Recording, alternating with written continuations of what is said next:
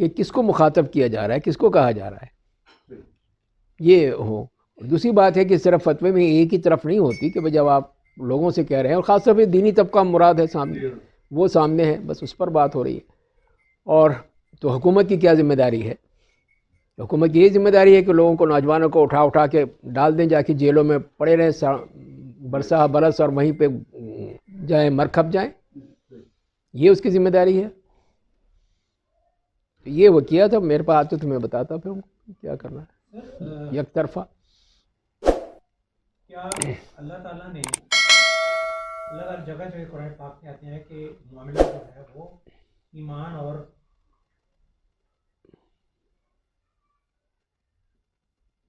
اعمال کے بنیاد پہ جو ہے فیصلہ ہوگا، جو کتابیں نازل کی گئی اللہ پاک نے اس حساب سے پہلی امتوں سے اور اس امت سے بھی جو قرآن کے مطابق جو ہے وہ ہوگا، تو کیا پیغمبروں کے علاوہ بھی اور بھی سعید روحیں پیدا ہوتی ہیں؟ اللہ تعالیٰ کو سعیدی بنا کے بھیجتا ہے ایک، یا اللہ تعالیٰ اللہ تعالیٰ نے جب آفرینش میں جب یہ بنائیں اپنی روحیں، تو کیا اس میں خراب روحیں بھی اور گندی روحیں بھی بنائیں؟ تو اس کا مطلب تو دوسری دفعہ یہ ہوگا کہ پھر تو وہ روح ہے ہی گندی، اور نیک روح جو آ گئی ہے وہ اس نے تو نیک کام کرنے ہی کرنے ہیں، تو کیا اس میں قرآن کی اصل انٹرپریٹیشن کیا ہے؟ نہیں، وہ تو اصل بات تو یہ ہے کہ فَمِنْهُمْ شَقِيٌّ وَسَعِيدٌ، وَأَمَّا الَّذِينَ شَقُوا فَفِي النَّارِ وَأَمَّا الَّذِينَ سُعِدُوا فَفِي الْجَنَّةِ۔ قرآن نے واضح کر دیا ہے کہ شقی بھی ہیں، سعید بھی ہیں، اور یہ فیصلہ اسی وقت ہو گیا تھا جب کہ وہ انسان اپنی ماں کے پیٹ میں تھا، اسی وقت یہ اللہ تعالیٰ نے فیصلہ کر دیا تھا۔ جو 5 یا 4 کلمات ہیں وہ اس طرح لکھ دیے گئے تھے کہ اس کی زندگی کیا ہوگی، اس کا رزق کیا ہوگا، اس کا اجل کیا ہوگا، اور شقی ہوگا یا سعید ہوگا، بدبخت ہوگا یا نیک بخت ہوگا، وہ سب لکھا جا چکا تھا۔ تو اس کے بعد پھر اب جب اس دنیا میں آتا ہے تو وہاں پر پھر وہ آ جاتا ہے فَأَمَّا مَنْ أَعْطَىٰ وَاتَّقَىٰ وَصَدَّقَ بِالْحُسْنَىٰ فَسَنُيَسِّرُهُ لِلْيُسْرَىٰ وَأَمَّا مَنْ بَخِلَ وَاسْتَغْنَىٰ وَكَذَّبَ بِالْحُسْنَىٰ فَسَنُيَسِّرُهُ لِلْعُسْرَىٰ۔ یہ ہے کہ وہ پھر اپنے لیے اختیار کر لے کہ کس راستے پہ چلنا ہے۔ تو جو اچھی روح ہوگی، اچھے ہوگے، نیک اعمال ہوں گے، اللہ نے اس کے لیے وہ لکھا ہے، تو وہ پھر اسی راستے کو اختیار کرے گا جو کہ یسرا کی طرف لے جا رہا ہے۔ اور دوسرا جو بدبخت ہے، اس نے جو راستہ اختیار کرنا ہے وہ عسرا کرے گا اور وہ اس طرف چلا جائے گا۔ سر اگر روحیں سعید اور شقی بنا کے بھیجی گئی تو پھر تو فیصلہ ادھر ہی ہو گیا، اس سے پہلے ہی، ان کے آنے سے پہلے ہی ہو گیا۔ جی ہاں، اللہ کے ہاں تو ہو گیا، اللہ کے یہاں ہو چکا ہے، لیکن ہمیں نہیں پتہ نا، یہ ہے اصل چیز، یہ نہیں جس کو ہم اگنور کر دیتے ہیں کہ جب ہمیں نہیں بتایا کہ ہم کیا ہے، شقی ہے یا سعید ہے، ہمیں نہیں پتہ، یہ اللہ کا علم ہے۔ ہمارے لیے کیا ہے؟ صحابہ کرام نے یہ پوچھا تھا فَفِيمَ الْعَمَلُ، پھر عمل کی کیا ضرورت ہے جب پہلے سے لکھا جا چکا ہے یہ شقی ہے یہ سعید ہے، تو پھر ہمیں کیا ضرورت ہے عمل کی؟ تو آپ نے کہا تھا اعملوا فَكُلٌّ مُيَسَّرٌ لِمَا خُلِقَ لَهُ، کہ تمہارا کام عمل کرنا ہے، عمل کرو، اور پھر جو بھی جس کے لیے جو بنایا کیا ہے وہ اس کے لیے راستہ آسان کر دیا جائے گا۔ تو یہ ہے اللہ کی طرف سے، اسی لیے اس کا عقاب ہے، جزا ہے، سزا ہے۔ اگر وہ صرف اسی پہ ہوتا کہ جیسے اللہ نے کر دیا، ہم مجبور اور محض ہوتے کہ صرف ہم تو ایک کہہ لیجئے ایک وہ کیا کہتے ہیں، ایک گڑیا ہے یا وہ جو ہاں پپٹ جو اس کو وہ ہے، تو پھر کوئی سزا جزا ہونی نہیں چاہیے تھی، اس لیے کہ ہم تو مجبور ہیں، دو جانے ہی جنت میں ہے، جہنم میں جانا ہے، پھر ہمیں کیا ضرورت تھی عمل کی؟ لیکن نہیں، اسی لیے اسی آیت کا میں نے حوالہ دیا کہ اس میں اللہ تعالیٰ نے یہی کہا ہے کہ یہ ہے کہ جس نے یہ راستہ اختیار کیا اس کے لیے ہم یسرا آسان کر دیں گے، اور جس نے یہ راہ اختیار کی اس کے لیے عسرا ہم اس کے لیے آسان کر دیں گے۔ تو یہ ہے کہ پھر ہمیں جو عقل دی ہے، شعور دیا ہے، غور و فکر دیا ہے، اس کے لیے تمام چیزیں بیان کر دی ہیں، تو اس کو ہی ہم نے اس کو لے کر چلنا ہے، اس کو دیکھنا ہے کہ کون سا ہے۔ اگر ہم اس کو کریں گے تو پھر ہمارے لیے راستہ آسان ہوتا چلا جائے گا، ہم کریں گے ہی نہیں، انکار کر دیں گے، نہیں ہم نہیں مانتے، تو پھر ان کے لیے وہ دوسرا راستہ آسان ہو جائے گا، چلو اس پہ چلو۔ تو یہ ہے باقی دلوں کو پھیرنے والا وہ اللہ ہے، جب چاہے، جیسے حدیث میں بھی آتا ہے کہ جب چاہے اللہ تعالیٰ جو ہے ہماری دل اس کے ہاتھوں میں ہے، اس کی انگلیوں میں ہے، جب چاہے پھیر دے۔ اسی لیے آپ یہی دعا کرتے تھے کہ یا مقلب القلوب ثبت قلبی علی دینک۔ تو یہ ہمیں کہنا چاہیے، کچھ پتہ نہیں کب اللہ کی طرف سے کیا ہو جائے اور پھر ہم اس راہ سے بھٹک کے کہیں اور چلے جائیں۔ تو یہ ہے اصل یہ تبارک الذی بیدہ الملک جو ہے اس کو کیسے اس سے ریلیٹ کریں گے جو بھی آپ نے اسٹیٹمنٹ دی؟ اس کا کیا مطلب ہے؟ مطلب کہ اللہ تعالیٰ نے وہ جو زندگی میں آپ کو دیجیے کہ جیسا وہ کریں گے تو ویسا۔ آگے پڑھیے ذرا، بیدہ الملک وہو علی کل شیء قدیر۔ آگے خلق الموت ان سے پڑھنے دینا، وہ ان تاکہ وہ سمجھ جائیں۔ جی اگلی آیت پڑھیے۔ خلق الموت والحیاۃ لیبلوکم ایکم احسن عملا۔ ہاں، الذی خلق الموت والحیاۃ لیبلوکم، کیا مطلب وہ لیبلوکم؟ یہی تو آزمائش ہے ہماری۔ ایکم احسن عملا، تم میں سے کون ہے اچھے عمل کرنے والا؟ تو یہ ہے اصل آزمائش ہماری۔ موت اور زندگی جو ہے اس کے ہاتھ میں ہے، تو اس میں ہمارا کوئی وہ نہیں ہے، نہ ہمارے زندگی میں آنے میں ہمارا کوئی رول نہیں ہے، نہ ہمارے مرنے میں ہمارا کوئی رول نہیں ہے، وہ اللہ کے ہاتھ میں۔ اسی لیے والذی خلق الموت والحیاۃ، لیکن اس کے بعد مقصد یہ بتا دیا کہ لیبلوکم ایکم احسن عملا، تاکہ یہ تمہیں ابتلاء اور امتحان دیا جائے، تمہاری آزمائش کی جائے کہ تم میں سے اچھے عمل کون کرنا والا ہے۔ اکثر نہیں کہا، احسن کہا، کہ چاہے تھوڑا سا ہو لیکن احسن عمل ہو تو وہ اللہ کے ہاں قبول ہو جائے گا، پھر آسانی ہو جائے گی۔ تو یہاں پر یہ ہے، یہی آزمائش ہماری کہ ہم کیا کرتے ہیں، کون سا راستہ اختیار کرتے ہیں۔ ابھی جیسے بات ہوئی فَأَمَّا مَنْ أَعْطَى وَاتَّقَى وَصَدَّقَ بِالْحُسْنَى، یہ ہے وہ راستہ جو یسرا کا راستہ ہے، فَسَنُيَسِّرُهُ لِلْيُسْرَى۔ اور دوسرا راستہ أَمَّا مَنْ بَخِلَ وَاسْتَغْنَى وَكَذَّبَ بِالْحُسْنَى، جھٹلایا اس نے، اس کے لیے فَسَنُيَسِّرُهُ لِلْعُسْرَى۔ تو لہذا یہ ہم نے اختیار کرنا ہے، اللہ نے ہمیں عقل و شعور دیا ہے، سمجھ دی ہے، تو یہ ہماری آزمائش ہے، اسی کو کہا لیبلوکم ایکم احسن عملا۔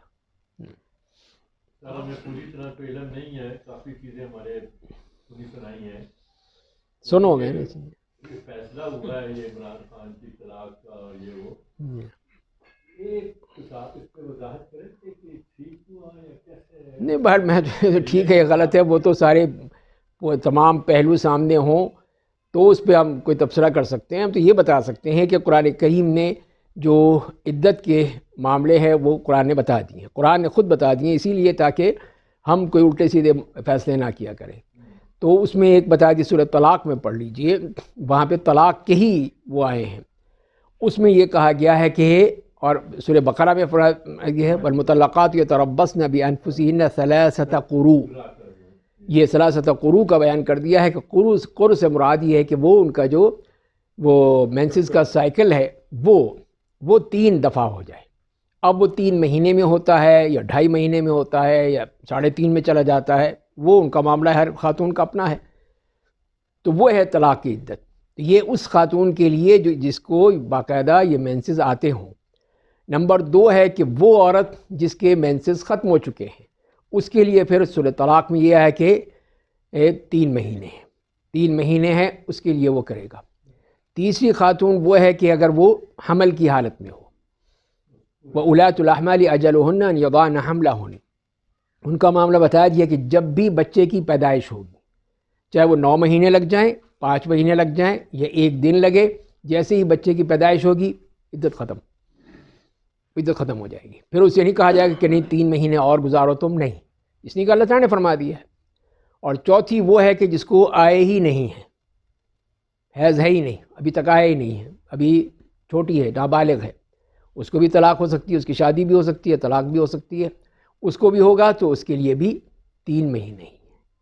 تو یہ ہے بتا دیا۔ اب ہم اس کو وہاں پہ 3 مہینے کرتے رہیں تو وہ پھر قرآن کے خلاف جائے گا۔ اب وہ خاتون یا تو ہے کہ بالکل ہی وہ، جسے قرآن نے کہا کہ واللائی یئسن من المحیض، یئسن وہی ہے کہ جو کہ عائسہ کہلاتی ہے، جس کو یہ ختم ہو جاتی ہے، سرکل ختم ہو جاتا ہے جس کا، اس کے لیے ہے کہ وہ 3 مہینے ہے۔ اگر وہ اس میں ہے تو پھر ہم 3 مہینے دیکھیں گے طلاق کب ہوئی تھی، اور 3 مہینے گزرنے کے بعد اس کی عدت ختم ہوگی۔ اگر وہ، لیکن وہ بھی जनवरी फरवरी से नहीं होगी, वो देखा जाएगा हिजरी कैलेंडर से, चांद की रूह से, उसमें देखा जाएगा कि वो किस तारीख को तलाक दी थी उसके शौहर ने, और उसके बाद फिर वो देखा जाएगा कि अब आज उसने तलाक दिया, कल उसको हैज हो गया तो उसका तो सर्कल जो है वो देखने के बाद स्टार्ट हो गया। जी हाँ, दिन जो है ना वो तो औरत ही सही तरीके से वो बताएगी ना फिर कि उसकी जो और औरत है उसी की गवाही जो उसी है की सबसे गवाही मुकद्दर मुकद्दर होनी चाहिए। जी हाँ, बिल्कुल तो बिल्कुल। फिर अगर इस सूरत में वो औरत कह रही है जी कि मैंने तो पूरे किए इज्जत की मुद्दत, मतलब बड़ी मजहबी लगती है वैसे आमतौर पे जो उसकी रेपुटेशन है, वो उधर दूसरे मसलों में है, इसमें कोई उसके पास नहीं है, वो पीरनी है, जादूगरनी है। अच्छा वो तो जाके ले गई थी इमरान खान को, वो वहाँ पे चौखटें चूमने के लिए ले गई थी कि नहीं, सब आई थी। तो फिर ये है उसका इल्म, शिरक कराने के लिए सरीहन शिरक है। खुद भी उसने जाके उस चौखट को चूमा, उसके पीछे पीछे ये भी चले गए, उसके मुकल्लिद वहाँ पे जाके चूम रहे हैं। तो ये है कि ऐसे ये वज़ीर आज़म बन सकता है ऐसा शख्स जिसको इतना भी इल्म ना हो, दावे करता है कि मदीने की रियासत। तो तबाह कर दिया इस मुल्क ने, अखलाक तबाह हो गए, दीन तबाह हो गया, क्या कुछ नहीं किया उस वक्त, बर्बाद कर दिया इस मुल्क को, तबाही के किनारे पे पहुंचा दिया। तो ये चीज़ जो है कि यही देख लीजिए कि ये ऐसा शख्स जो है वो वज़ीर आज़म बनेगा। तो फिर बाकी लोगों का भी ये हाल है, अगर ये एक को हम लेते हैं लेकिन बात एक की हो रही है ना कि यहाँ पे बात होती है कि उसको उन्होंने मासूम बना रखा है, फरिश्ता बना रखा है, उसकी बात हो रही है। तो बाकियों का उसने एहतसाब किया था कि नहीं एहतसाब, 4 साल क्या करता रहा वो। ठीक है, लेकिन उसका तो इस्तग़फ़ार सब जो है हमारा हाँ, लेकिन वहाँ पे किसी का केस आया इद्दत में कि उसने इद्दत में तलाक दे के शादी कर ली थी। तो ये तो सब तो नहीं कर रहे ना, ये तो पहली दफ़ा आया पूरे पाकिस्तान की तारीख 47 से देख लीजिए आज तक। आप ठीक कहते हैं, लेकिन वो एलिगेशन काउंटर एलिगेशन में सब बराबर है, वो तो हम नहीं, वो तो खैर अलग बात है, वो नहीं है, उसके लिए हम ये नहीं कह सकते किसी के लिए, हाई कोर्ट लेवल के ऊपर है वो। या कोई एक्सक्यूज़ नहीं है उसके लिए कि उसके लिए कर दिया जाए। एक गलत है तो गलत है, सब बराबर है। सही है तो सही है। अब बाकी ये है कि सबको ही जो है जहन्नम में डाल दे, तो ये अल्लाह की मर्ज़ी है। जमीर साहब क्या कहते हैं जी? वो क्या करेंगे, वो उसके चेले हैं, वो क्या कहेंगे। वो कोई मुफ्ती है, मुफ्ती है कोई, फैसला गलत है। वो गलत सही जो भी मैं कह रहा हूँ कि वो मुफ्ती नहीं है। हर एक चिल्ला काटने वाला जो है वो मुफ्ती नहीं बन जाता। सही है। यही देखने लगे। आप डॉक्टर जाकिर नाइक से पूछ रहे हैं मसले, तो मैंने कहा कि क्या वो एक मुफ्ती हैं, आलिम हैं, वो एक स्कॉलर हैं, वो इसके तकाबुल अदियान के हैं, बेहतरीन उनका इसमें मुताला है। अब आप जाके उससे नमाज रोज़े के उनसे मसाइल पूछ रहे हैं।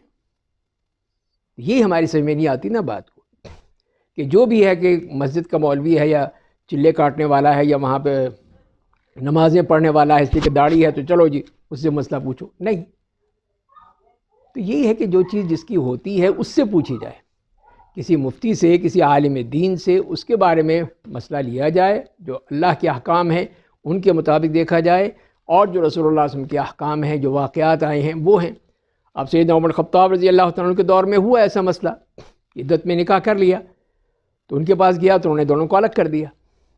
पहले अलग किया उनको कि कोई किसी किस्म की ताकि मुक़ारबत ना हो, अलग हो जाओ, और फिर उसे औरत को हुक्म दिया कि तुम अब वो इद्दत गुजारोगी, पहले इद्दत गुजारो, पूरी करो, फिर देखेंगे उसके बाद। इद्दत गुजारने के बाद अब यह है कि उसके लिए ओपन है कि जो भी उसके पास आए रिश्ते के लिए मांगेगा, तो वो फिर जिसके बारे में या उसके वली कहेगा तो उससे शादी कर लेगी। वो भी वो शख्स भी जिसने ये निकाह किया तो वो भी आ जाए, और दूसरे भी आ जाएं, जो भी आना चाहे, जिसने कि हर एक के लिए है, खुली दावत है उसके लिए, जो भी शादी करना चाहे उससे। तो और जो भी अब मानेगा या वली जिसको कहेगा तो वो फिर उससे शादी कर ले। तो ये तरीका है बस। अब ये तलाक हो गई है सर? जी नहीं हुई है कैसे, पहले हाई कोर्ट ने तो पहले इस्लामाबाद हाई कोर्ट ने पहले डिसीजन दे दिया हुआ है। ये तो ऐसे ही है कि पहले डिसीजन हुए थे, उसमें ख़त्म हो गया था ये साइफर केस। ये तो सिर्फ ये इमरान खान को हर हाल में जो है वो डाउन करने के लिए, वो इसमें वो बाहर करने के लिए सारे सारे केसेस जो असर कुरान पाक पढ़ते हैं, सारे केसेस जो बनाए गए हैं, सारे के सारे 1 2 3 सारे बनाए गए हैं। ये जिस वक्त हम सब आजकल जल्दी में ये आगे पीछे जाते हैं तो वापस आए तो भूल गए कि जी हमें जोर की नमाज नहीं पढ़ी हुई थी कि पढ़ी हुई थी। اور عصر کی نماز پڑھ لی.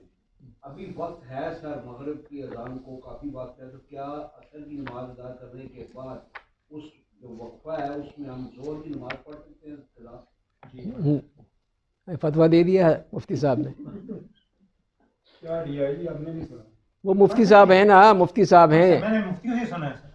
نہیں ہے نا, غلط ہے یہ. جلدی نہیں ہونی چاہیے, سوچ سمجھ کے. جب قرآن نے کہا ہے کہ ان الصلاۃ کانت علی المؤمنین کتابا موقوتا, کتابا موقوتا سے مراد کیا ہے؟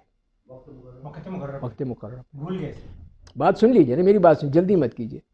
اس کا مطلب یہ ہوا کہ ایک ترتیب ہے جو اللہ کے رسول صلی اللہ علیہ وسلم نے بتائی ہے, جبریل علیہ السلام نے بتائی ہے, اللہ نے بتائی ہے کہ ایک ترتیب کے ساتھ نمازیں پڑھی جاتی ہیں, اس سے آگے پیچھے نہیں کیا جا سکتا. تو لہذا پہلے آپ جو نماز پڑھی عصر کی, وہ ظہر کی ہے, وہ آپ کی ظہر کی لکھی جائے گی, عصر نہیں لکھی جائے گی. اس کے بعد پھر آپ عصر پڑھیں, تو یہ ترتیب ہوگی. مطلب ہے کہ ہم نے اپنی طرف سے تو وہ پہلے عصر پڑھی, ابھی جو ہے کہ ہم دوبارہ عصر کی نماز پڑھیں, اس کو وہ اللہ تعالیٰ کے کھاتوں میں یا ہاں, وہ ظہر لکھی جائے گی, وہ ظہر ہو جائے گی. ظہر ہو جائے گی. ہاں, اس لیے کہ وہ ترتیب لازمی ہے. جو ترتیب اللہ نے قائم کی ہے, جبریل علیہ السلام جب آئے تھے تو ترتیب سے نماز پڑھائی تھی, ظہر, عصر, مغرب, عشاء, فجر, اس ترتیب سے نمازیں پڑھائی تھیں. تو لہذا اس ترتیب کو ملحوظ رکھنا لازمی ہے. تو جب قضا بھی کریں گے تو ترتیب کے ساتھ کریں گے, اپنی مرضی سے نہیں کریں گے. سر جماعت کے ساتھ نماز پڑھی میں نے عصر کی. جی, عصر کی نماز میں نے پڑھ لی جماعت کے ساتھ, اور خطیب صاحب نے اور باقی سارے نمازیوں نے, خطیب صاحب نے جو ہے وہ تو نیت عصر کی تھی. جی جی. اور میں ظہر بھول کے فرض کرے میں بھول گیا تھا, جیسے یہ کہہ رہے ہیں. ابھی جو ہے وہ میری نماز وہاں پہ تو ایسے ہی لکھی جائے گی, ظہر لکھی جائے گی ان کے, جی ہاں, ظہر میں لکھی, پھر عصر دوبارہ پڑھوں. عصر دوبارہ پڑھیں گے. جیسے کہ آپ کی مغرب نکل گئی, عشاء کا وقت آ گیا, اب آپ نے یا تو اپنی مغرب پڑھیں پہلے عشاء سے پہلے, یا آپ عشاء کو مغرب میں کنورٹ کریں کہ آپ 3 رکعت پڑھیں, چوتھی رکعت میں بیٹھے رہیں. یا یہ ہے نا سر کہ اس سے نماز عصر کی نماز شروع ہونے سے پہلے میں نماز پڑھ لوں. وہ اگر یاد آئے نا, یا وہی تو کہہ رہے ہیں نا کہ یاد ہی نہیں رہا, یاد ہی نہیں رہا نا. ٹائم ایسے میں پڑھ لینا. دوسری چیز سر, ظہر کے وقت وضو بنایا سر, اور بعد میں یہ سردی سے ڈرتے ہوئے یا کچھ اس طرح کر کے تو پاؤں جو ہے نہیں دھوئے, تو کیا اس وقت جرابیں پہنی ہوئی تھی تو مسا ہو سکتا ہے سر؟ جی جی, ہو سکتا ہے. ایک دن ایک رات کا ہے, وہ مفتی صاحب نے دے دیا فتویٰ, وہ مجھے نہیں معلوم. جرابوں کا سر تیمم 3 دن کا ہے سر, وضو 1 دن کا ہے. جی ہاں, نہیں, وہ وضو 5 جماعتوں کا ہے, تیمم 3 دنوں کا ہے. اور چیزیں تو پوچھا سر, مسا ہے, بات ہو رہی ہے, آپ اس کو وہ نہ کیجئے, گڑبڑ نہ مت کیجئے. اصل بات ہو وہی ہے نا سر, کیا کریں. تو یہ نا, ایک مفتی صاحب یہاں بیٹھے ہوئے ہیں, ایک وہاں بیٹھے ہوئے ہیں, فتویٰ دے رہے ہیں. اور بھی جو ہے سر, جی ہاں, سر یہ پہلی بار آج آپ کی بات سنی ہے. وہ پہلے تو یہ کہتے ہیں جی کہ جو آپ کی نماز رہ گئی ہے, آپ عصر کی نماز پڑھیں اور اس کے بعد دوسری اس ٹائم کے اندر آپ جو پچھلی نمازیں پڑھ سکتے ہیں. نہیں, وہ بات دوسری ہو رہی ہے, اس کے اوپر مسا کی بات ہو رہی ہے. مسا بھی ہے. ہاں, مسا یہ ہے کہ آپ کے موزے ہیں, اس پہ مسا کرنا چاہتے ہیں, تو ایک ہی شرط ہے کہ آپ نے وضو کر کے پہنے ہوں. وضو کر کے پہنے سر, لیکن جی ہاں, پھر میری بات سن لیجئے, اس کی جو ہے مدت 1 دن 1 رات ہے. جی ہاں, وہ کب شروع ہوگی؟ وہ اس وقت شروع ہوگی جب آپ اس پہ پہلی دفعہ مسا کریں گے. جب آپ نے اس وقت دھوئے تھے اس وقت سے نہیں, یعنی پھر آپ کا وضو ٹوٹ گیا, آپ نے وضو کیا اور مسا کر لیا اپنے موزوں پر, اب یہاں سے آپ کو 1 دن 1 رات کی مہلت مل گئی, اور سفر میں ہیں تو 3 دن 3 رات تک کر سکتے ہیں. بس تیمم الگ چیز ہے. جی, وہ الگ ایک چیز دن 1 رات کا مطلب تو 5 نمازیں ہوں گا نا سر پھر آپ کے. نہیں, میں نے بتایا نہیں آپ کو کہ اس کی ابتدا کب سے ہے. آپ مثال کے طور پہ آپ صبح نکلے, آپ گھر سے نکلے, آپ نے پاؤں دھوئے, آپ نے ساکس پہن لیے, اب آفس میں جا کے ظہر کے وقت آپ کو وضو کی ضرورت پڑی, آپ نے وضو کر لیا, مسا کر لیا. اب یہاں سے ہم گنیں گے کہ اب ظہر سے لے کے عصر, مغرب, عشاء, اگلے دن فجر, یہ آپ کی نمازیں جو ہے وہ 5 ہی ہونے سر. نہیں, وہ اسی لیے 1 دن 1 رات کا کہہ دیا نا. 1 دن 1 رات ہے, اس میں 24 گھنٹے کہہ لیجئے, 5 نمازیں کہہ لیجئے, وہ اس میں آپ کو یہ رخصت ملی ہے. تو اس کو جیسے بھی آپ اس کو انٹرپریٹ کریں, وہ آپ کے اوپر ہے. لیکن یہ ہے کہ اس وقت سے اس کو ہم گنیں گے جس دن جب آپ نے پہلی دفعہ مسا کیا اس کے اوپر, اس وقت سے لے کر. وہاں پہ تو منع کر رہے تھے کہ جی آپ یہ سستی سستی کی وجہ سے کر رہے ہیں, پانی اویلیبل ہے, سب کچھ ہے, سستی کیوں کر رہے ہیں آپ؟ نہیں وہ تو یہی ہے خام خواہ کی. چل رہا ہے سر, ایک وضو بھی تو آپ کا 5 نمازوں کے لیے چل سکتا ہے نا. ہاں ہاں چل سکتا ہے, کیوں نہیں چل سکتا. Obviously بھائی. اچھا ٹریک ہو جائے یا چکنا چور ہو جائے پھر تو سب نہیں کر رہے. وہ الگ بات ہے, لیکن اگر کسی کا وضو قائم ہے, اتنا مضبوط ہے, اتنا مضبوط بندھا ہوا ہے, تو وہ پھر ٹھیک ہے 5 وقت پڑھ لیں. اسلام میں تو ہے نا, میری عادت تو ہے 5. لیکن وہی ہے نا کہ یہ اب اللہ نے جو رخصت دی ہے, ان اللہ یحب ان تؤتی رخصہ, کہ اللہ تعالیٰ یہ پسند فرماتے ہیں کہ اس کے بندے اس کی رخصتوں کو استعمال کریں. آپ کہنے کہ نہیں جی لاہور جانے میں اب آج کل تو سردی ہے, کیا مسئلہ ہے, کوئی نہیں ہے, روزہ رکھ لو, یا اس میں کوئی مسئلہ نہیں ہے, یوں کر لو, پوری پڑھنے میں کیا فرق پڑتا ہے, بے شاندار مسجدیں بنی ہوئی ہیں, پانی کا انتظام ہے, سب کچھ ہے, ہم 2 کیوں پڑھیں, 4 پڑھیں گے. تو مطلب یہ کہ آپ اللہ سے زیادہ جانتے ہیں, نعوذ باللہ. اللہ تعالیٰ کو نعوذ باللہ معلوم نہیں تھا جو آپ کو معلوم ہو گیا آج. تو یہ غلط بات ہے نا کہ جو رخصت دی گئی ہے وہ ہمارے لیے دی گئی ہے. اب صحابہ کرام نے یہی پوچھا کہ اللہ تعالیٰ کہیں کہ ان خفتم ان تقصروا من الصلاۃ, اگر تمہیں خوف ہے, یعنی جنگ کی حالت ہے, خوف کیا, تو پھر نماز قصر کر لو. تو صحابہ کرام نے پوچھا, پھر یہی دیکھ لیجیے اسی لحاظ سے کہ اب تو خوف نہیں ہے, امن ہی امن ہے, کوئی مسئلہ نہیں ہے, اب بھی ہم نماز قصر کریں. تو آپ نے یہی فرمایا کہ یہ اللہ تعالیٰ کی طرف سے تمہیں ایک رخصت دی گئی ہے, تحفہ دیا گیا ہے, تو فاقبلوا رخصتہ, اس کی رخصت کو قبول کر لو. اب کوئی وہ یہ نہیں ہے کہ لازمی ہے کہ جنگ کی حالت میں ہی قصر ہوگا, بلکہ آپ کو یہ جب بھی آپ کو ضرورت پڑے آپ قصر کر لیں. سفر میں ہیں تو سفر میں قصر کیا جا سکتا ہے.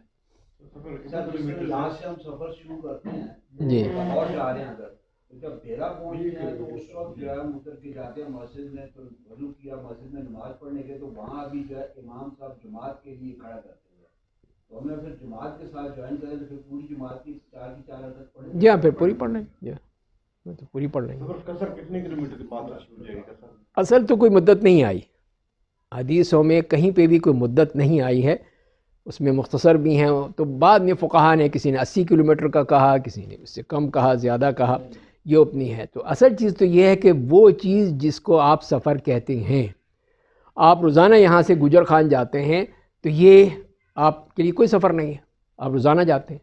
ایک شخص بندہ روزانہ آتا ہے وہاں سے, گجر خان سے آ رہا ہے, کوئی روات سے آ رہا ہے, کوئی ادھر مری کی طرف سے آ رہا ہے, اس کے لیے وہ سفر ہے ہی نہیں, اس لیے کہ روزانہ کا اس کا یہ معمول ہے کہ اس نے آ کے اپنی جاب کرنی ہے یہاں پر, شام کو فارغ ہو کے چلا جاتا ہے.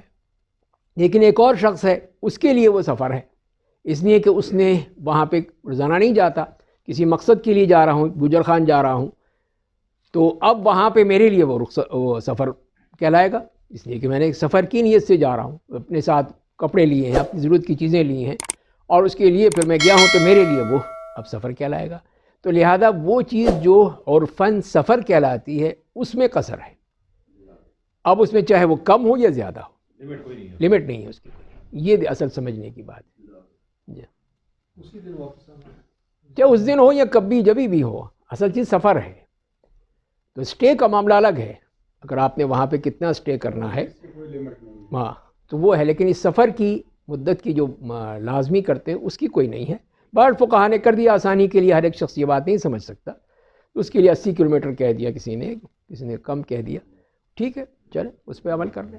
تو نیت آپ نے کر لی لاہور سے سفر کی, جی ہاں, جیسے آپ گھر سے نکلے آپ سفر شروع ہو گیا نا آپ کا, ہاں اس میں ایک نماز راستے میں آئے گی کہ 10 کلومیٹر کے بعد بھی آپ پڑھیں اور سفری پڑھیں گے, جی ہاں, اور واپسی پہ بھی اسی طرح بالکل گھر سے باہر تک جب تک آپ نہیں پہنچے آپ سفر میں ہیں, سفر میں جو بھی راستے میں نماز آئے گی وہ سفری ہوگی.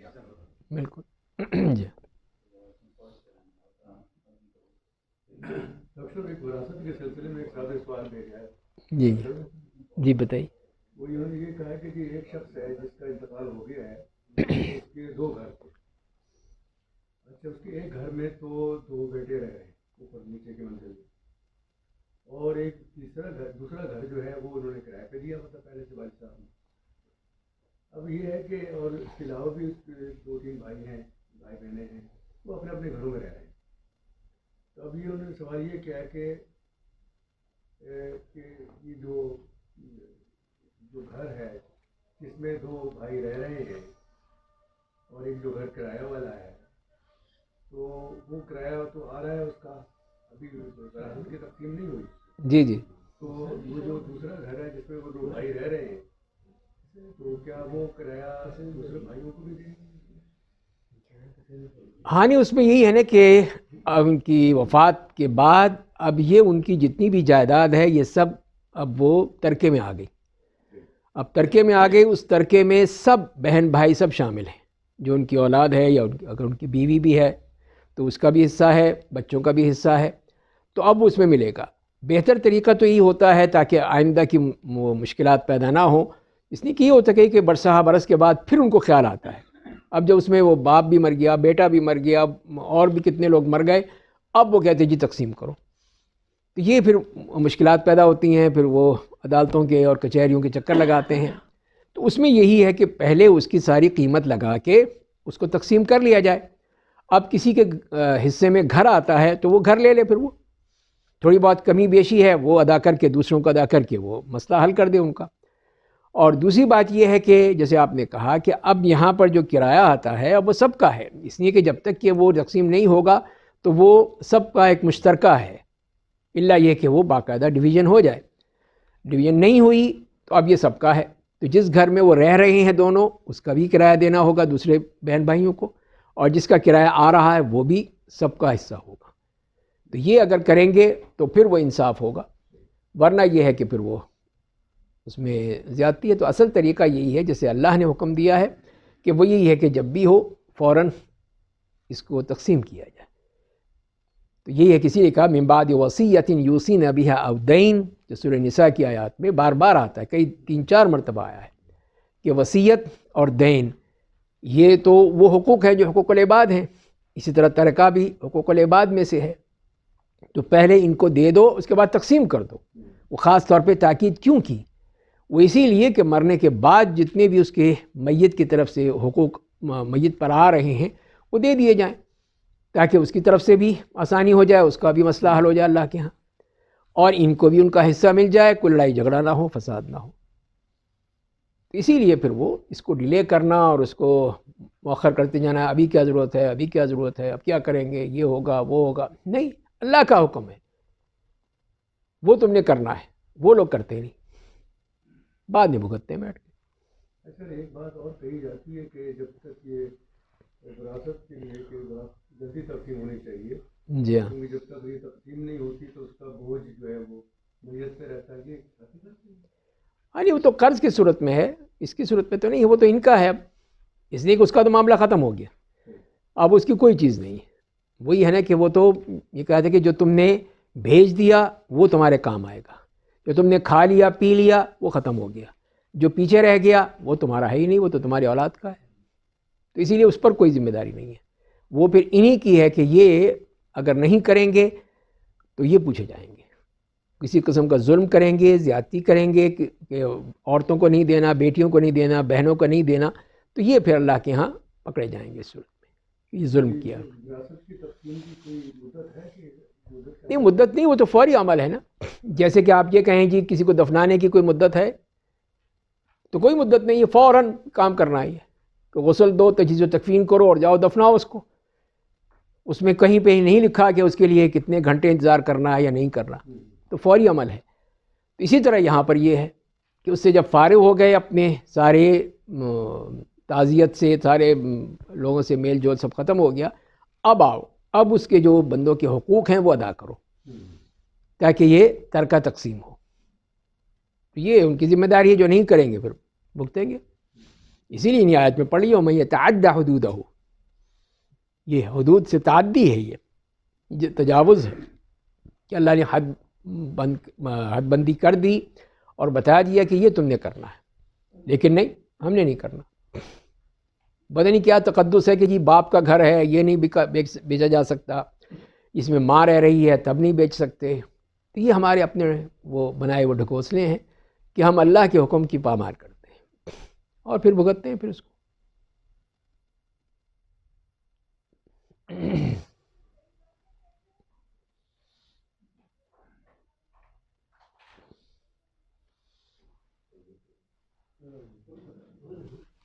چلیں شروع کریں پھر. تو آج یہ سورہ نساء کی آیت نمبر 88 ہے، یہ 88 آپ دیکھیے. میں 51 نہیں سر 44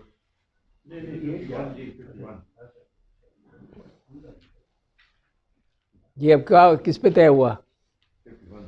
51 سر. 51.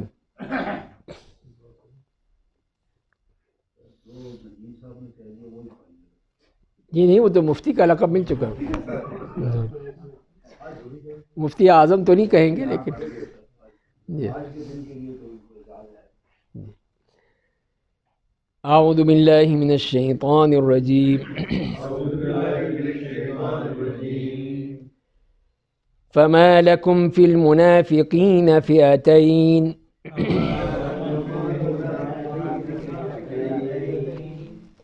والله أركسهم بما كسبوا أتريدون أن تهدوا من أضل الله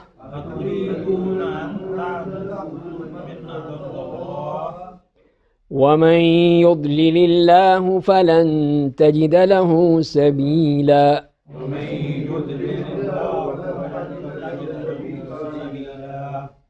ودوا لو تكفرون كما كفروا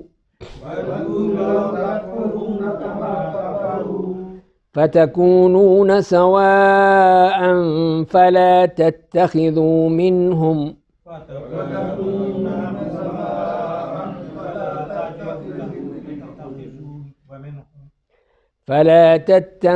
منهم أولياء حتى يهاجروا في سبيل الله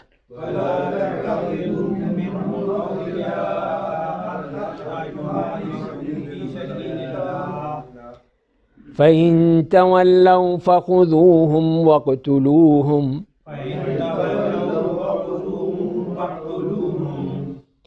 واقتلوهم حيث وجدتموهم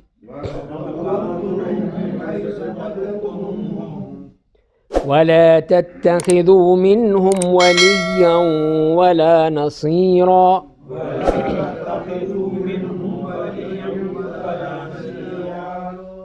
إلا الذين يصلون إلى قوم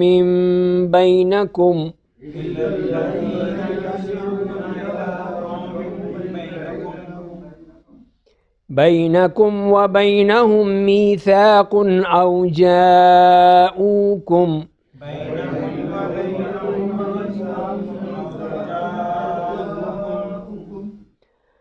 جاءوكم حصرت صدورهم أن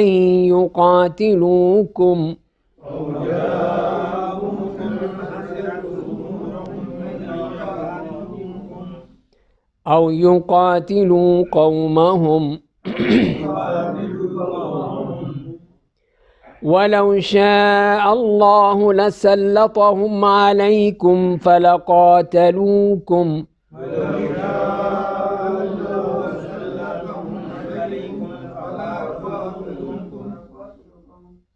فإن اعتزلوكم فلم يقاتلوكم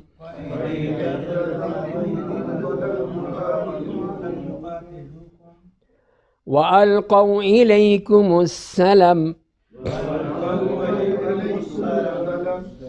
فما جعل الله لكم عليهم سبيلا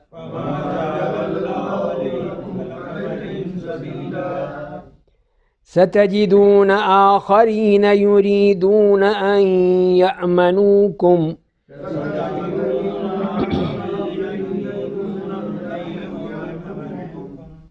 ويأمنوا قومهم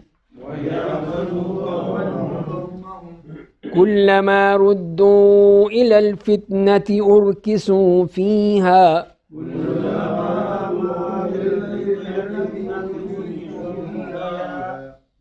فإن لم يعتزلوكم ويلقوا إليكم السلم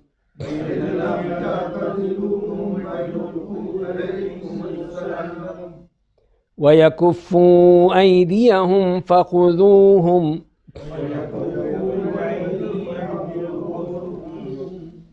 وَاقْتُلُوهُمْ حَيْثُ ثَقِفْتُمُوهُمْ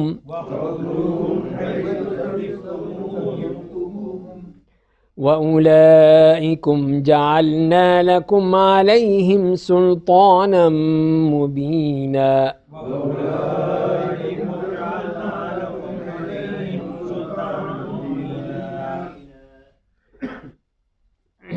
اسی کہ یہاں پر پچھلی آیات میں بھی ہم نے جو پڑھا تھا اس میں ایک تو قتال فی سبیل اللہ کی بات کی تھی اور اس کے بارے میں بتایا تھا، اور خاص طور پہ منافقین کا تذکرہ بھی فرمایا، اور دوسری بات جو کہی گئی تھی وہ سفارش شفاعت اس کی بات کی گئی تھی کہ جو بھی کوئی اچھی سفارش کرتا ہے تو اس کے لیے اس کا بھی حصہ بنتا ہے، جو بری کرتا ہے اس کا بھی اس کو جزا ملتی ہے، اور پھر جنگ کے بعد پھر وہ سلام اور امن کی بات کرتے ہوئے یہ کہا کہ تمہیں کوئی سلام کرے یا تمہیں سلام کیا جائے تو پھر اس سے بہتر سلام کا جواب دو یا اسی کو لوٹا دو. اور اس کے بعد پھر یہ یہاں پر پھر منافقین کا تذکرہ ہوا جو کہ آج ہم نے پڑھا ان آیات میں. تو یہاں پہ اس کا پس منظر یہ ہے جیسے کہ ہم پڑھتے ہیں سیرت میں کہ جب غزوہ احد کے لیے نبی کریم صلی اللہ علیہ وسلم مدینے سے نکلے تھے تو اس وقت ان کی تعداد تقریباً 1000 کے قریب تھی، اور اس وقت پھر وہاں پہ اس سے پہلے ایک وہ آپس میں اختلاف ہو چکا تھا اس بات پہ کہ نبی کریم صلی اللہ علیہ وسلم نے کہا کہ کیوں نہ ہم یہاں مدینے میں رہ کر جنگ کریں، کہ مرد جو ہیں وہ گلیوں میں اور محلوں میں لڑیں گے، عورتیں بچے اوپر سے چھتوں پر جا کے وہ ان پہ پتھر برسائیں گے، اور اس طرح وہ جنگ ہوگی. تو ایک جو گروہ تھا اس کا یہی رائے تھی، اسی پر وہ تیار ہو گیا. دوسرے خاص طور پہ جو نوجوان تھے اور جنہوں نے غزوہ بدر میں حصہ نہیں لیا تھا وہ کہنے لگے کہ نہیں، اب کیوں نہ ہم تو باہر جا کے لڑیں گے. باہر ان کو زیادہ وہ تھا کہ یہاں پہ گلیوں محلوں میں لڑنا مشکل ہو جائے گا، تو لہذا ہم باہر ہی ان سے لڑیں گے، وہیں ان کو للکاریں گے اور پھر جنگ ہوگی. تو ان کا موقف تھا. تو نبی کریم صلی اللہ علیہ وسلم نے پھر ان کی موقف کی ٹھیک ہے، اور آپ نے جا کے گھر گئے اور اپنا جو جنگی لباس تھا وہ پہن لیا. بعد میں وہ ذرا افسوس کرنے لگے کہ ہو سکتا ہے ہم نے آپ کو مجبور کر دیا ہو، آپ نہ چاہتے ہوں، لیکن ہماری وجہ سے آپ نے اس بات کو قبول کر لیا. تو آپ نے فرمایا کہ نبی جب ایک دفعہ یہ اسلحہ پہن لے، لباس پہن لے جنگ کا، تو پھر وہ اتارتا نہیں ہے جب تک کہ اللہ کوئی فیصلہ نہ کر دے. تو لہذا میں نہیں اتاروں گا بس. یعنی کہ یہ ایک طرح سے یو ٹرن والی بات نہیں ہے.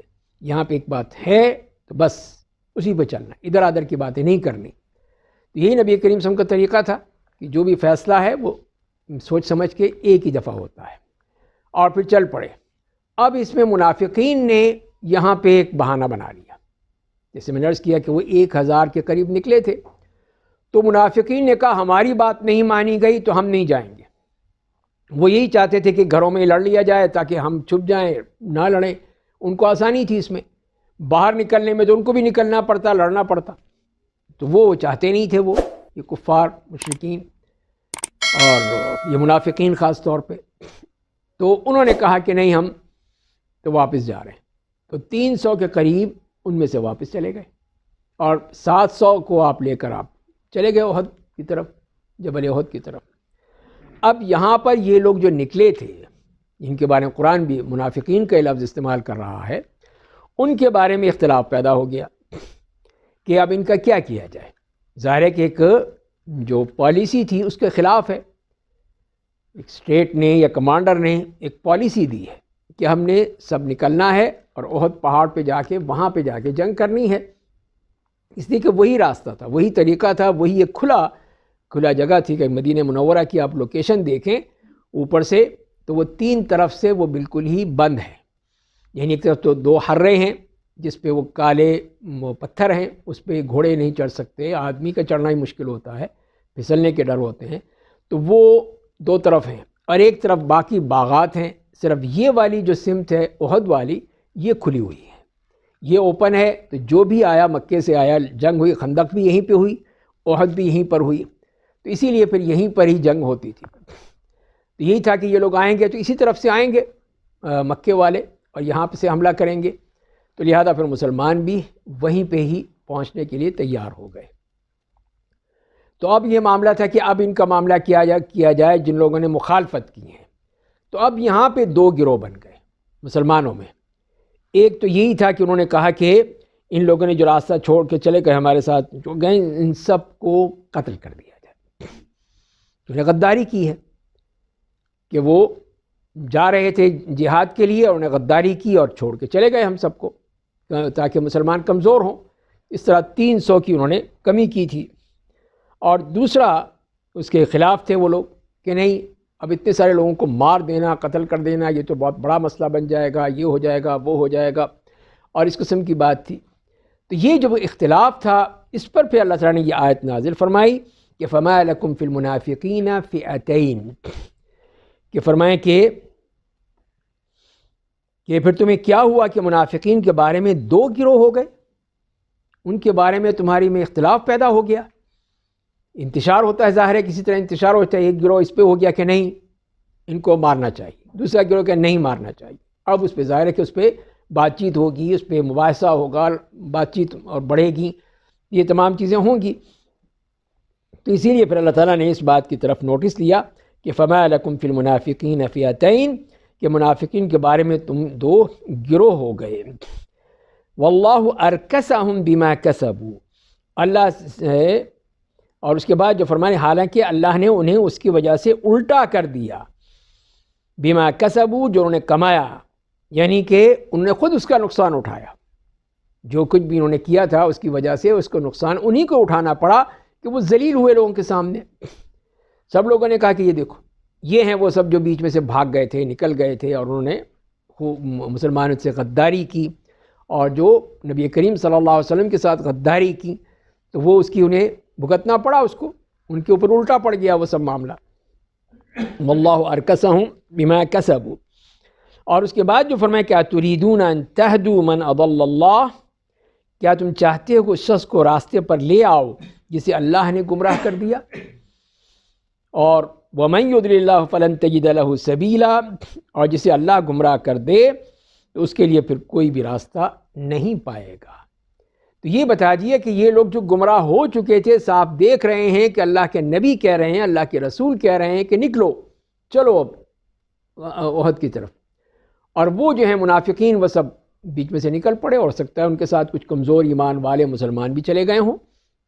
سر یہ ان کو اس کا کوئی ریکارڈ ہے کون لوگ تھے، اور کیا یہ آئیڈینٹیفائی ہوئے ہیں کہ کیا مہاجرین میں بھی کچھ لوگ تھے جو ان میں شامل تھے، یا مدینہ کے ہی لوگ تھے؟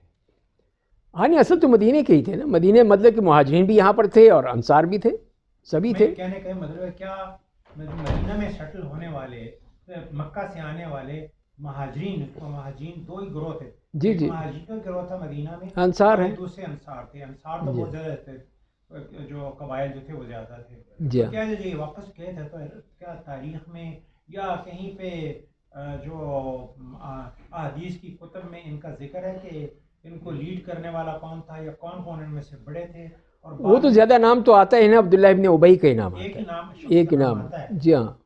اصل یہی ہے کہ وہ ظاہر منافقین کا سردار تھا، اور جو اس کو ماننے والے وہی لوگ ہیں جو اس کے ساتھی تھے، تو وہی تھے نا، ان لوگوں نے زیادہ انصار ہی ہوئے نا یہ۔ نہیں، انصار میں سے ان کو انصار تو نہیں کہا جائے گا، انصار کی توہین ہوگی کہ ہم ان کو منافق کہیں۔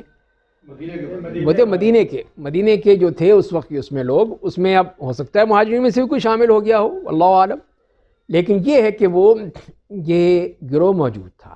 اب اس میں کون تھا تو ہو سکتا ہے بعض مورخین نے کوئی ذکر کیا ہو، سیرت والوں نے، جہاں تک مجھے یاد پڑتا ہے کہ صرف عبداللہ ابن ابی کا ہی ذکر آتا ہے، کہ اس لیے کہ وہ منافقین کا سردار تھا اور وہ سب سے آگے رہتا تھا ان معاملوں میں، تو اس نے کیا ہو۔ باقی جو ہے تفصیل کے وہ 300 کون تھے، یہ ذرا مشکل ہے کہ پوری ڈیٹیل ہمیں ملے۔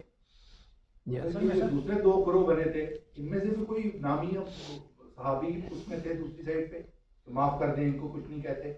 ہاں، اس میں ظاہر ہے کہ صحابہ کرام ہی تھے، صحابہ کرام میں سے کچھ لوگوں نے کہا کہ جو زیادہ سخت وہ تھے موقف رکھنے والے، جیسے سیدنا عمر الخطاب رضی اللہ تعالیٰ عنہ ہیں، وہ ہیں، انہوں نے تو یہ کہ ان سب کی گردنیں اڑا دی جائیں، یہ غدار ہیں سب۔ اور دوسری طرف وہ لوگ ہیں جو کہ ذرا اس معاملے میں اتنے سخت نہیں تھے، تو انہوں نے اس کی مخالفت کی۔ تو یہ تو یہ مسلمان ہی ہے نا، اسی اللہ تعالیٰ نے اس کا نوٹس دیا نا کہ فما لکم فی المنافقین فی، تمہیں کیا ہو گیا، تم دو گروہ کیوں بن گئے، تمہیں نہیں ہونا چاہیے تھا، یعنی ایک موقف اختیار کرنا چاہیے تھا، یا رسول اللہ پہ چھوڑ دیتے جو رسول اللہ فیصلہ کرتے.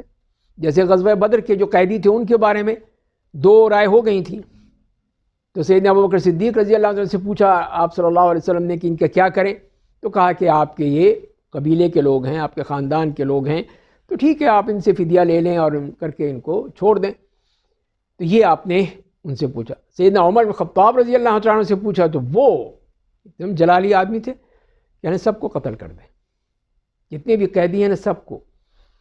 اور یہ بلکہ یہ اس سے اور آگے چلے گئے کہ جو جس قبیلے کا آدمی ہے اس کو دیں کہ یہ اپنے قبیلے کے بندے کو خود مارو، خاندان کے، کہ مجھے دیں، میرے جو ہیں بنی خطاب میں سے کوئی ہے تو میرے ہاتھ میں کرے، میں اس کی گردن خود اتاروں گا.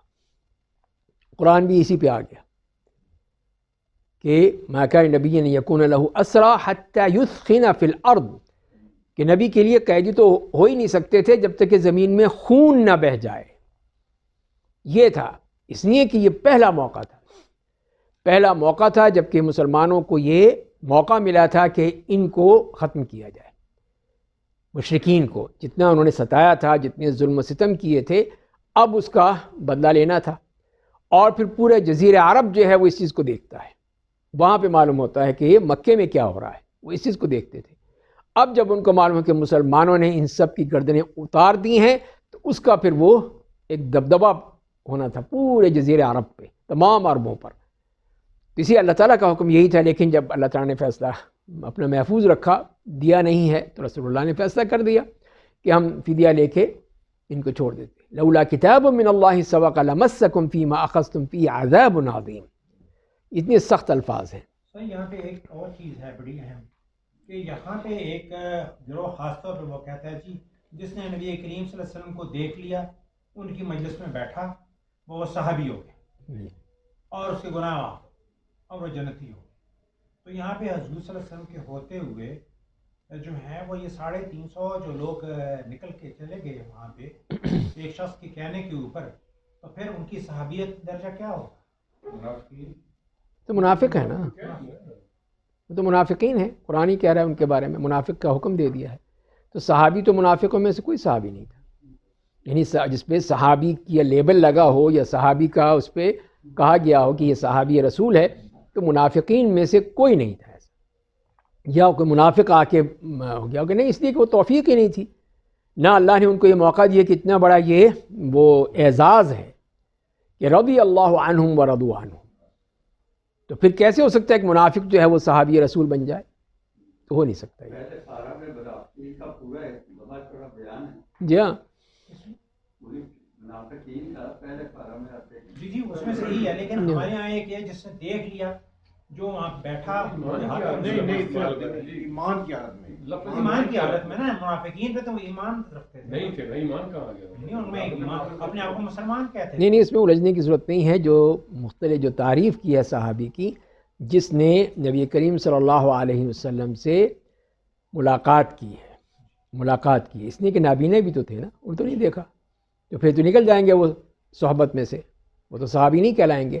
اس سے اس کا لفظ یہ کہ من لقیہ نبی صلی اللہ علیہ وسلم مؤمنا ومات علیہ، یہ ہے تعریف کہ جس نے بھی نبی کریم صلی اللہ علیہ وسلم کو حالت ایمان میں ملاقات کی ہے تاکہ وہ نابینا بھی داخل ہو جائے، اور پھر اسی پہ ہی اس کی موت ہوئی ہے، وہ ہے صحابی، تاکہ بیچ میں کوئی اور مسئلہ نہ آ جائے کوئی. تو یہ ہے سب چیز. تو یہاں پھر بات ہوئی کہ اتریدون ان تہدوا من اضل اللہ، کہ جو لوگ اللہ نے جن کو گمراہ کر دیا ہے ان کو آپ ہدایت دینا چاہتے ہیں، وہ کیسے ہدایت پائیں گے؟ یعنی یہ منافقین جن کے دلوں پہ مہر لگ چکی ہے کہ یہ لوگ اب نہیں صحیح ہوں گے، نہیں اب واپس آئیں گے، یہ تو گئے جہنمی ہیں. اس لیے کہ ان کا معاملہ وہ جو کفر کا معاملہ ہے جو اپنے دلوں میں رکھا ہوا ہے انہوں نے، اس کی وجہ سے منافق کہا. وہ اللہ جانتا ہے ان کو بہتر، ہم تو نہیں جانتے. آج ہم کسی کو کہہ نہیں سکتے تو منافق ہے، اس لیے کہ ہمیں کیا پتہ اس کے دل میں کیا ہے. اگر ہے تو صرف عملی طور پر تو کہہ سکتے ہیں کہ عملی نفاق ہے، لیکن اعتقادی نفاق اب اس کے بارے میں ہم کچھ نہیں کہہ سکتے، کسی کے بارے میں کچھ نہیں کہہ سکتے، اس لیے کہ وہ اللہ کا معاملہ ہے. آپ صلی اللہ علیہ وسلم کے دور میں جب کہ قرآن نازل ہو رہا تھا تب تو یہ چیزیں معلوم ہو سکتی تھیں، جیسے کہ اللہ تعالیٰ نے بیان کر دیا قرآن کریم میں، سورہ توبہ میں ان کے بارے میں بتا دیا، سورہ نساء میں بتا دیا، سورہ منافقون میں بتا دیا، اس میں ان کے پول کھول دیے، اس سے معلوم ہو گیا کہ جو لوگ حرکتیں کر رہے ہیں وہ ہیں یہ لوگ۔ لیکن اب کوئی کہے تو وہ نہیں کہہ سکتے، وہ تو وہی حدیث آتی ہے جس میں یہی کہا گیا ہے کہ منافق کی 3 وہ اس کی علامات ہیں، آیت المنافق 3 کہ 3 اذا حدث کذب واذا وعد اخلف واذا اؤتمن خان، کہ یہ ہے کہ جب وہ بات کرتا ہے تو جھوٹ بولتا ہے، جب کوئی وعدہ کرتا ہے تو وعدہ خلافی کرتا ہے، جب امانت دی جائے تو وہ خیانت کرتا ہے۔ پھر دوسری حدیث میں 4 کا بتایا گیا ہے، 2 تو یہی ہیں جو اس میں آ گئیں، 2 اور بتائی ہیں کہ اذا عاہد غدر و اذا خاصم فجر، کہ جب وہ معاہدہ کرتا ہے کسی سے تو اس میں بدعہدی کرتا ہے، اور اگر وہ جب لڑتا ہے کسی سے تو پھر وہ گالیاں دیتا ہے۔ تو اس طرح یہ 5 خصلتیں بتا دیں، 5 خصلتیں، 3 اس میں ہیں، 2 یہاں پر ہیں۔ اس طرح یہ 5 خصلتیں ہیں، اس کو اگر ہم کہیں گے تو اس کو منافق نہیں کہیں گے، بلکہ یہ کہیں گے کہ تمہارے اندر نفاق کی علامت ہیں، منافق کی علامتیں ہیں، وہ یہ ہیں۔ علامت کہہ سکتے ہیں آپ اس کو منافق نہیں کہہ سکتے، تاکہ یہ بات واضح رہے کہ یہ نفاق عملی ہے، نفاق اعتقادی نہیں ہے۔ وہ ہے جو کہ رسول اللہ کے دور میں تھا، وہ اس لیے کہ ہم نہیں جانتے اب کسی کے بارے میں، نہ وہی آ سکتی ہے کسی کے بارے میں کہ یہ شخص منافق ہے، تو اسی لیے پھر اب ہم کسی کو کافر یا منافق کہنا یہ ہمارے لیے جائز نہیں ہے۔ تو لہذا ان کے بارے میں صاف فرما دیا اللہ تعالیٰ نے کہ وَمَن يُضْلِلِ اللَّهُ فَلَن تَجِدَ لَهُ سَبِيلًا، اس کو اللہ تعالیٰ نے گمراہ کر دیا، اس کے لیے کوئی راستہ نہیں ملے گا، یعنی اس کے لیے اب کوئی ہدایت کا راستہ سب ختم ہو گیا، بند ہو گیا، اس لیے کہ اب جب اس کے دل پہ مہر لگ چکی ہے، دل سیاہ پڑ چکا ہے، اب ظاہر ہے کہ کوئی راستہ ہے ہی نہیں، پھر اس کے لیے ہدایت کا راستہ ہی بند ہو چکا ہے۔ فرمایا کہ وَدُّوا لَوْ تَكْفُرُونَ كَمَا كَفَرُوا فَتَكُونُونَ سَوَاءً فَلَا تَتَّخِذُوا مِنْهُمْ أَوْلِيَاءَ حَتَّى يُهَاجِرُوا فِي سَبِيلِ اللَّهِ، فرمایا کہ وہ چاہتے ہیں کہ کاش تم کفر کرو جیسے کہ انہوں نے کفر کیا ہے، ان کی چاہت یہ ہے، پھر تم برابر ہو جاؤ، سو تم ان میں سے کسی طرح کے دوست نہ بناؤ یہاں تک کہ وہ اللہ کے راستے میں ہجرت کریں، پھر اگر وہ منہ پھیر لیں تو انہیں پکڑو، انہیں قتل کر دو جہاں انہیں پاؤ، اور نہ ان سے کوئی دوست بناؤ نہ کوئی مددگار بناؤ۔ تو اس کے بعد پھر بتایا دیا کہ ان کا معاملہ کیا ہے، کہ وَدُّوا لَوْ تَكْفُرُونَ كَمَا كَفَرُوا، تو یہ چاہتے یہی ہیں کہ تم بھی کافر بن جاؤ ان کی طرح، جیسے وہ انہوں نے کفر کیا ہے، اللہ اور اس کے رسول کو نہیں مانا ہے، بلکہ دھوکہ دے رہے ہیں، اپنے آپ کو دکھا رہے ہیں کہ ہم مسلمان ہیں اور حالانکہ وہ مسلمان نہیں ہیں۔ جیسے سورہ بقرہ میں آپ نے جیسے بتایا کہ اس میں وہ ان کے بارے میں بتا دیا کہ دلوں میں جو ان کے کھوٹ ہے کہ وہ اپنے جب ساتھیوں کے پاس جاتے ہیں قالوا انا معکم، اور جب مسلمانوں کے پاس آتے ہیں تو پھر اپنی مسلمانی جھاڑتے ہیں۔ وہ تو فرمایا کہ وہ تو چاہتے ہی نہیں ہیں کہ تم کامیاب ہو، وہ تو چاہتے ہی ہیں کہ تم بھی کفر اختیار کر لو، تم بھی کافر ہو جاؤ اور ان کی طرح بن جاؤ، تو اسی لیے پھر برابر ہو جائیں گے، پھر تم بھی کافر وہ بھی کافر، دوستی دوستی، پھر کون سی دوستی ہوگی؟ تو لہذا یہی ہے کہ الکفر ملت واحدہ۔ اب جو وہ ہندوستانی بھی جا رہے ہیں، جا کے وہاں پہ اسرائیل جا کے وہ لڑیں تاکہ مسلمانوں کو ماریں، اس لیے کہ ان کی ایک ہی کفر ہے، وہ ہندو بڑے خوش ہو رہے ہیں کہ مارو ان کو اور مارو، جتنا بھی ہو سکتا ہے مارو ان کو، مسلمانوں کو۔ یہی چیز ہے کہ یہ کفر جو ہے وہ ایک ہی ملت ہے۔ تو لہذا پھر مسلمانوں کو متنبہ کیا فَلَا تَتَّخِذُوا مِنْهُمْ أَوْلِيَاءَ، اب ان میں سے کسی کو اپنا دوست مت بناؤ، تمہارے دوست نہیں بن سکتے یہ، جبکہ دل میں نفاق بھرا ہوا ہے تو یہ دوست بن ہی نہیں سکتے ہیں، ہو ہی نہیں سکتا ہے۔ اور اس کے بعد جو کہا کہ حَتَّى يُهَاجِرُوا فِي سَبِيلِ اللَّهِ، جب تک کہ وہ اللہ کی راہ میں ہجرت نہ کریں، اللہ کے راستے میں ہجرت کریں، تو یہ مراد ہے۔ تو اس کے لیے معیار جو مقرر کیا گیا تھا وہ یہی تھا کہ ہجرت کا معیار تھا نبی کریم صلی اللہ علیہ وسلم کے دور میں کہ جو بھی مدینے سے باہر ہے وہ مدینہ آ جائے، اس لیے کہ مدینہ اب وہ اسٹیٹ بننی تھی، وہ ایک اسلامی حکومت قائم ہونی تھی وہاں پر، تو وہاں پہ اس کو مضبوط کرنا تھا کہ سارے مسلمان جو چاہے مکے میں ہیں یا کسی بھی جگہ پہ ہیں، جو بھی مسلمان ہوتا ہے اس کو چاہیے کہ وہ مدینہ آ جائے۔ تو لہذا پھر ان کے لیے یہی ہوگا کہ جب وہ اگر اپنا گھر بار چھوڑیں گے، قربانی دیں گے، تو پتہ چلے گا کہ یہ واقعی سچے ہیں۔ لیکن اگر وہ نہیں مانتے تو مطلب یہ ہے کہ جھوٹے ہیں، جھوٹ بول رہے ہیں، صرف اسلام کا دعویٰ ہے لیکن اسلام ان کے دل میں نہیں پہنچا ہے، یا مسلمان صحیح طور پر نہیں ہے، نفاق کی حالت میں ہی ہے۔ تو اس کے بعد فرمایا کہ یہ ہے ایک معیار بتا دیا اللہ تعالیٰ نے، معیار یہی ہے کہ وہ ہجرت کر کے مدینہ آ جائیں، نبی کریم صلی اللہ علیہ وسلم کے ساتھ رہیں، آپ کی صحبت میں رہیں گے، کچھ سیکھیں گے، کچھ سمجھیں گے تو بات بنے گی۔ لیکن اگر نہیں فَإِن تَوَلَّوْا، اگر نہیں منہ پھیر لیں تو فَخُذُوهُمْ، پھر ان کو پکڑ لو، وَاقْتُلُوهُمْ حَيْثُ وَجَدتُّمُوهُمْ، اور انہیں قتل کرو جہاں انہیں پاؤ، جہاں پہ بھی ملے ان کو مار ڈالو۔ تو اب ظاہر ہے کہ یہ بات واضح کر دی اللہ تعالیٰ نے کہ اس وقت تو نہیں مارا، لیکن اس لیے کہ اس میں ہو سکتا ہے مسلمان بھی مارے جاتے۔ اس وقت جب کہ وہ غزوہ احد سے واپس آئے تھے تو اس وقت یہ ہو سکتا تھا کہ وہ جو مسلمان کوئی جو غلط فہمی میں نکل گئے ان کے ساتھ چلے گئے، اب ان کو بھی مارنا پڑتا، وہ بیچارے وہ تو منافق نہیں ہیں لیکن غلطی سے چلے گئے۔ تو لہذا پھر اللہ تعالیٰ نے ایک یہ معیار مقرر کر دیا کہ یہ معیار دیکھو، اب اگر کوئی ہجرت کر کے آ جاتا ہے، مدینے میں آ کے رہتا ہے تب تو ٹھیک ہے، لیکن اگر نہیں مانتا تو اب جہاں پہ ملے وہیں پہ اس کو مار ڈالو۔ وَلَا تَتَّخِذُوا مِنْهُمْ وَلِيًّا وَلَا نَصِيرًا، اور نہ ان سے کوئی دوست بناؤ نہ کوئی مددگار، ان سے اب کسی قسم کی دوستی تمہاری نہیں ہے، اس لیے کہ منافق ہیں، نہ کوئی مددگار لے سکتے ہو، نہ کوئی دوست بنا سکتے ہو، نہ اور کوئی ان سے چیز حاصل کر سکتے ہو، تمہارے ساتھ مخلص نہیں ہیں بلکہ تمہارے دشمن ہیں، تو لہذا تم کیسے ان کے ساتھ دوستیاں کرتے رہو گے؟ یہی ہمارے مسلمانوں کو سمجھ میں نہیں آتی ہے کہ جو اپنا پکا دشمن ہے، وہی دیکھ لیجئے یہودی یہاں یہ ہندوستان کے ہندو ہیں، یہ کتنے بڑے دشمن ہیں۔ اب یہ کہے کوئی ان کو کہ نہیں یہ تو بڑے اچھے لوگ ہیں، بڑے وہ ان سے دوستیاں ہونی چاہیے، یہ ہونا چاہیے، وہ ہونا چاہیے، کب تک کیسے کرو گے تم؟ دیکھ لو یہودیوں کو کہ کس طرح انہیں 27,000 بندے مار چکے ہیں، 66,000 جو ہیں وہ زخمی ہو چکے ہیں، اور کتنے ہیں ہزاروں بچے مر چکے ہیں، خواتین مر چکی ہیں، پورا انفراسٹرکچر تباہ ہو چکا ہے، کھانے پینے کو کچھ نہیں مل رہا ہے۔ تو یہ دوست ہو سکتے ہیں؟ ان کو دوست بناؤ گے، ان کو بھی آباد کرو گے، تو یہ مسلمان حکمران پتہ نہیں کیا حشر ہوگا۔ میں سوچ کے لرز اٹھتا ہوں کہ اللہ تعالیٰ کیا ان کو کیا جواب دیں گے۔ تو اسی لیے فرما دیا کہ وَلَا تَتَّخِذُوا مِنْهُمْ وَلِيًّا وَلَا نَصِيرًا۔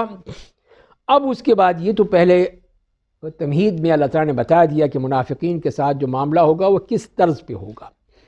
اب اس میں سے کچھ استثناء، کچھ حالتیں جو ہیں یا کچھ پہلو نکال دیے کہ جس میں استثنائی شکل ہو سکتی ہیں۔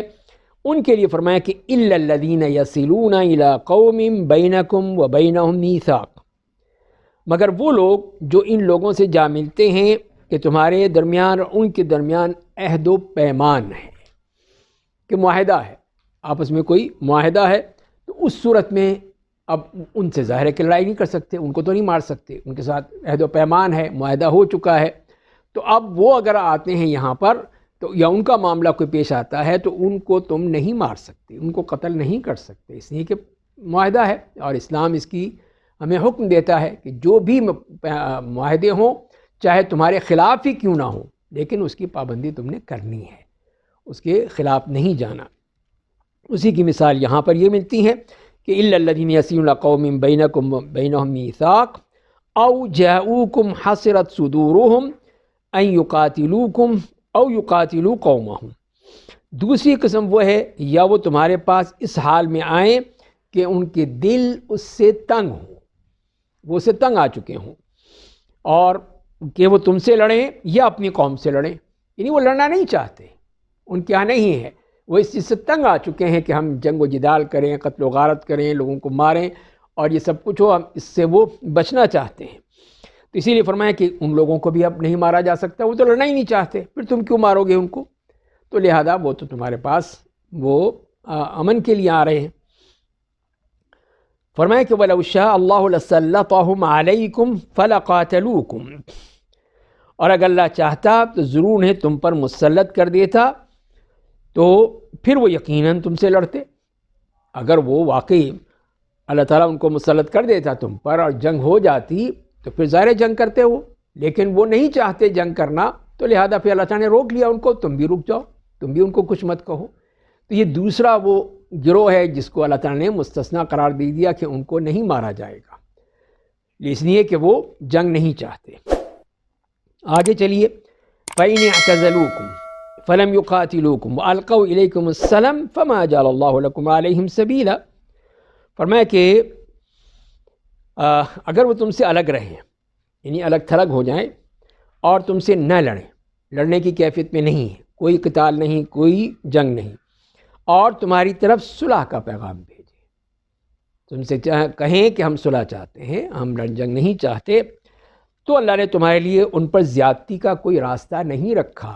پھر تمہیں جائز نہیں وہ کہ نہیں ماریں گے ہم تمہیں، نہیں، وَإِن جَنَحُوا لِلسَّلْمِ فَاجْنَحْ لَهَا، اگر وہ امن چاہتے ہیں، سلامتی چاہتے ہیں، تو آپ بھی ان کی طرف مائل ہو جائیے، آپ بھی ان کی بات مان لیجئے، آؤ بیٹھو، آؤ بیٹھو، مشورہ کرو، طے کرو کس طرح ہم نے امن قائم کرنا ہے، معاہدہ کرنا ہے، تو کریں پھر۔ تو یہ اس لیے پھر ان کو یہ فرمایا گیا کہ ان کا معاملہ جو ہے اس طرح سیٹل بھی ہو سکتا ہے۔ تو امن کی دعوت ہے اسلام، پہ جنگ کے لیے نہیں، امن کی طرف جاتا ہے کہ جہاں پہ مسائل ہیں ان کو حل کرو کسی طرح، تاکہ یہ جنگ و جدال نہ ہو۔ یہ پھر ذمہ بن جائیں گے؟ نہیں، وہ تو غالب تو نہیں آئے نا، یہ تو وہ جنگ نہیں ہے نا، وہ تو وہیں پہ رہیں گے۔ وہ اگر ایک مسلمان کے طور پر ہی آتے ہیں، منافقین بھی مسلمان کے طور پہ ہی ان کو ٹریٹ کیا جائے گا، ان کو اہل کتاب یا اہل ذمہ کی طرح پہ نہیں کیا جائے گا، اس لیے کہ جب وہ ہمارے لیے تو ظاہر ہے، ظاہری طور پہ مسلمان ہے وہ، تو لہذا ہم ان کو مسلمان ہی ٹریٹ کریں گے۔ اسی لیے فرمایا کہ اس کے بعد اگلی آیت میں سَتَجِدُونَ آخَرِينَ يُرِيدُونَ أَن يَأْمَنُوكُمْ وَيَأْمَنُوا قَوْمَهُمْ، فرمایا کہ عنقریب تم کچھ اور لوگ پاؤ گے جو چاہتے ہیں کہ تم سے امن میں رہیں اور اپنی قوم سے بھی امن میں رہیں، یعنی کہ ایسے لوگ ہیں جو جنگ نہیں چاہتے، وہ یہی چاہتے ہیں کہ تمہارے ساتھ بھی امن و امان کے ساتھ رہیں، مدینہ میں کوئی لڑائی جھگڑا نہیں، کوئی فساد نہیں، اور اپنی قوم سے بھی امن میں رہیں، کہ وہ لوگ جو ساتھی ہیں وہ بھی آرام سکون سے رہیں، کوئی لڑنے کی ضرورت نہیں ہے، کوئی جنگ کرنے کی ضرورت نہیں ہے۔ کلما ردوا الی الفتنۃ ارکسوا فیہا، کہ اب جب بھی وہ فتنے کی طرف لوٹائے جاتے ہیں تو اس میں سے الٹا دیے جاتے ہیں، یعنی اس کے باوجود اس میں کچھ لوگ ایسے ہیں کہ وہ جو فتنہ چاہتے ہیں تو الٹا دیے جاتے ہیں۔ اس کا مطلب یہی ہے کہ پھر وہ خود ہی بھگتتے ہیں، اس کو سے خود ہی بھگتتے ہیں، لوگوں کے سامنے ذلیل ہوتے ہیں، خود مار کھاتے ہیں، اور پھر وہ کامیاب نہیں ہو پاتے، اسی وجہ سے کہ انہوں نے جو غلط اسکیم تیار کی، یعنی جو ایک قیادت کو چاہیے کہ پھر لوگوں کو امن کی طرف لے کر چلے، معاہدے کی طرف لے کر چلے، تاکہ یہ جنگ و جدال ختم ہو جائے۔ انہی کے بارے میں پھر فرمایا کہ فَإِن لَّمْ يَعْتَزِلُوكُمْ وَيُلْقُوا إِلَيْكُمُ السَّلَامَ وَيَكُفُّوا أَيْدِيَهُمْ فَخُذُوهُمْ وَاقْتُلُوهُمْ حَيْثُ ثَقِفْتُمُوهُمْ، تو اگر وہ نہ تم سے الگ رہیں، نہ صلح کا پیغام بھیجیں، نہ اپنے ہاتھ روکیں، تو انہیں پکڑو، انہیں قتل کر دو جہاں انہیں پاؤ۔ یہ ہے اب ان کا معاملہ، اس لیے کہ وہ تو تیار ہو ہی نہیں رہے۔ اگر وہ مان جائیں تو اسلام کہہ رہا ہے کہ آ جاؤ، ہم بھی بیٹھتے ہیں، تم بھی بیٹھو، بات چیت کریں، امن قائم ہو، سب کچھ ختم ہو جائے گا۔ لیکن اسی لیے فرمایا کہ اس میں کچھ لوگ ہیں فتنہ پرداز، جو یہ چاہیں گے کہ لڑائی ہو، جنگ ہو، قتال ہو، جھگڑا ہو، تو یہ چیزیں جو ہیں تو وہ علیحدہ بھی نہیں ہوتے کہ علیحدہ ہو جائیں، اپنی ایک تشخص قائم رکھیں اور پھر وہ امن کی طرف آئیں، یلقوا الیکم السلام، امن چاہیں۔ تیسری بات کہ اپنے ہاتھ روک لیں کہ ہم نے کچھ نہیں لڑنا۔ اگر وہ نہیں مانتے، ان تینوں چیزوں کو نہیں مانتے، تو پھر اب تم نے کیا کرنا ہے، فَخُذُوهُمْ وَاقْتُلُوهُمْ حَيْثُ ثَقِفْتُمُوهُمْ، تو اب ان کو پکڑ لو، ان کو مار دو جہاں پہ ملے، تو پھر نہیں چھوڑنا ان کو، اس لیے کہ فتنہ ہے، یہ فتنہ ہے، یہی لوگ فتنہ پردازی کر کے امن برباد کر دیتے ہیں۔ وَأُولَٰئِكُمْ جَعَلْنَا لَكُمْ عَلَيْهِمْ سُلْطَانًا مُبِينًا، اور یہی لوگ ہیں جن کے خلاف ہم نے تمہارے لیے واضح دلیل بنا دی ہے، یعنی تمہیں حق دے دیا ہے کہ اب تم ان کے ساتھ معاملہ کر سکتے ہو۔ اس سے اللہ تعالیٰ نے وہ منافقین کا مسئلہ جو ہے، جو مسلمان آپس میں دو گروہ بن گئے تھے، اس کو حل کر دیا، اس کو بتا دیا کہ وہ یہ ہیں وہ کیفیت، کہ ان کو کس وقت ان کو مارنا ہے، قتل کرنا ہے، یہ بھی بتا دیا، اور جو اس میں سے مستثنا ہیں ان کو ہی بتا دیا، اور تیسری حالت میں کہ وہ لوگ جو کہ اس میں شریک نہیں ہوتے، امن نہیں چاہتے اور فساد ہی چاہتے ہیں، ان کو تم نے ختم کرنا، ان کا خاتمہ کرنا ہے۔ تو وہ پھر نبی کریم صلی اللہ علیہ وسلم نے جہاں پہ بھی اس قسم کے لوگ تھے، یہودیوں میں ہوں یا منافقین میں ہوں، ان کا تو صفایا کیا۔ پھر جیسے کعب بن اشرف کا آتا ہے، دوسرے آتے ہیں کہ جو لوگ جو فتنہ پرداز تھے، ہمیشہ ان کا معاملہ یہی تھا کہ ان کو ہمیشہ وہ مسلمانوں میں چاہتے تھے کہ فساد ہو، پھوٹ پڑ جائے اور آپس میں یہ لڑنے لگے۔ تو یہاں رکوع مکمل ہوتا ہے، اب نماز کے لیے چلتے ہیں۔